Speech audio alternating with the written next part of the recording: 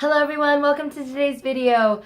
Today I'm going to be demonstrating how to do highlights on fine hair and also how to style fine hair. It is a whole different cat when you're dealing with these people with this skinny hair strand. It's a trick because up top it tends to have a little bit more, not that it has more density, but color will show through easier up here than it will on the bottom if they have that super baby fine hair. So I'm going to go over these little tips and tricks to make sure that your highlights will look fluid from root to end. Also, and then I'm going to show you how to style the hair.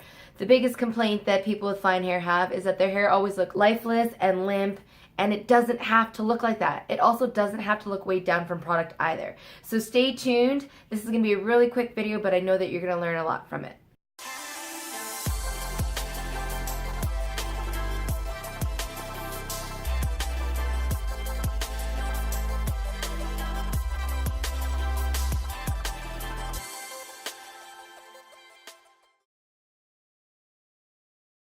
So what I like to do first is put one right where everyone sees, add a little bit of brightness around her face.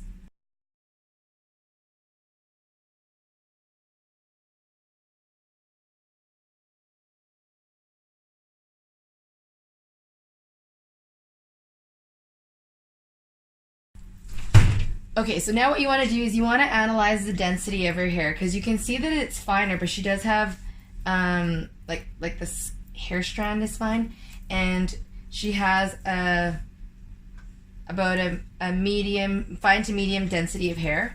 So with that, you can't put the highlights too close together, because what's going to happen, it's just going to look like there's no highlights at all. Because if you look, look at how big the section is up here, and look at how much hair there is down here. So you need to almost find the perfect medium in between so that you're going to have an even amount of highlight from the root to the end. If the section is too thick up here, it's going to look really chunky and then really fine.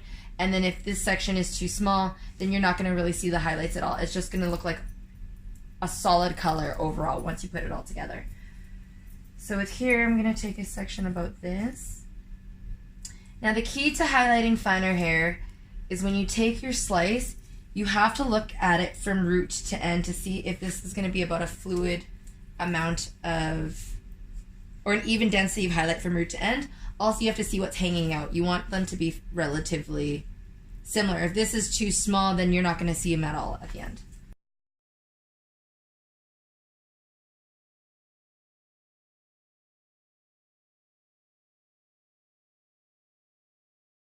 So then again, here you can see they're about even densities when they fall.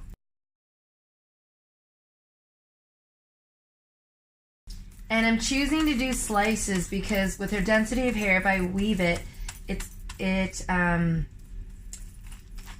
a chance that it might look chunky or the highlights might be too fine.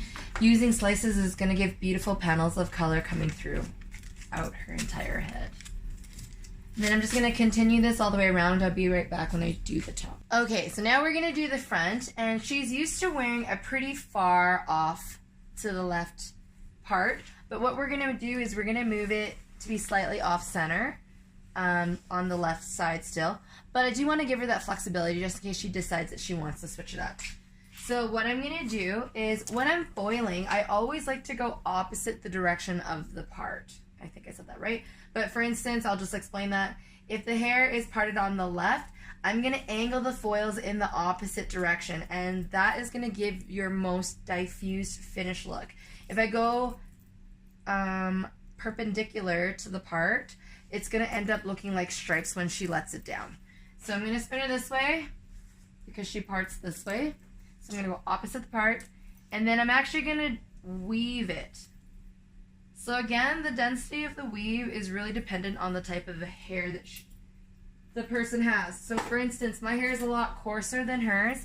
A fine weave on my hair is going to be really different than the fine weave on her hair. So when we're saying fine, medium, or thick weave, fine is always going to vary dependent on what the hair type is. So because she has a finer hair type, and we do want to make sure we see flashes of color, I'm going to do a weave that is like this.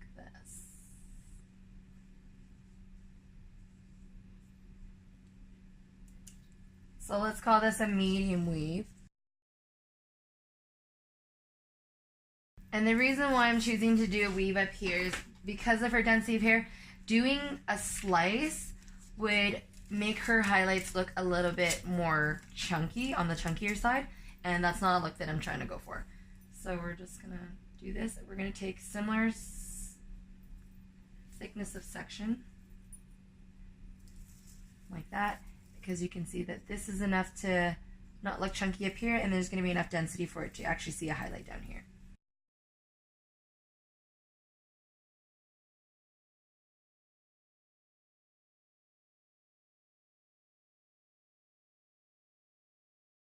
I'm just going to continue this pattern, finish up this side, and then I'm going to do the back 2 sections as slices, and then our head will be done. I'll be back at the end to show you the finished sectioning.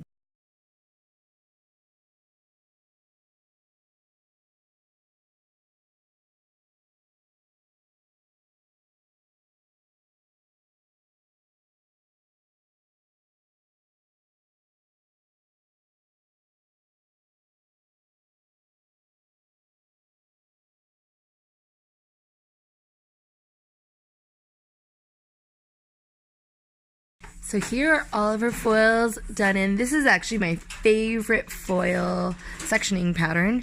It's basically like a star. Actually, could I get you to tilt your head this way? Towards me, my voice. Yes. There. You can see the 5 sections. They're all triangles, so when you let it down, it gives a really diffused look. One thing about the side sections is that you just want to section it just behind the ear. I should have showed you this before I foiled, so it's easier to see. So that these ones don't have to wrap around the widest part of the head, otherwise they don't sit nice and snug. But we're gonna let this process, and then we'll be right back once we're finished washing it all out. So I was just telling Risa, the key to styling fine hair is the products that you use and when you put the products into your hair. So one, you want to get out a bulk of the moisture, because when your hair is fully saturated with water, it's not going to absorb any product, and it's also going to be weighed down. So we've quickly power dried probably about 80% of the moisture out. And the best thing you can spray in your hair is this fixed spray. It just gives your hair that little bit of tack so that when you blow dry it, it's not really limp and lifeless. It just has that little bit of grittiness. It'll give it a day-old hair. So we're just going to evenly mist this all over throughout her head. And you can't really spray too much, because if you did, you'll just blow dry it out of the hair and it'll completely disappear. And then obviously a layer of heat protector. From here, you can be as lazy or as fancy as you want. You can just blow it out with your fingers, or you can use a brush, whatever. It's going to leave it with that amazing fullness. So here's your hair all done. You can see how nice and beautiful there is a cascade of colors. There's an even blend. You can see your highlights are fairly even from the top to the bottom. And you can see the nice body that her hair has. Give it a feel. Like, what does it feel like? It's thicker. It's got some good volume to it. Nice body, yeah. So if you have any questions about how to choose your proper foil, density or technique, whatever, I will link a video, because we did do a video just on choosing foil technique, and that'll be linked down below. If you have any questions, just make sure to leave a comment, subscribe to our channel. We do release new videos every Friday, and have a beautiful new year. Enjoy your 2019, and I hope you experience more crazy adventures than you can imagine. Bye!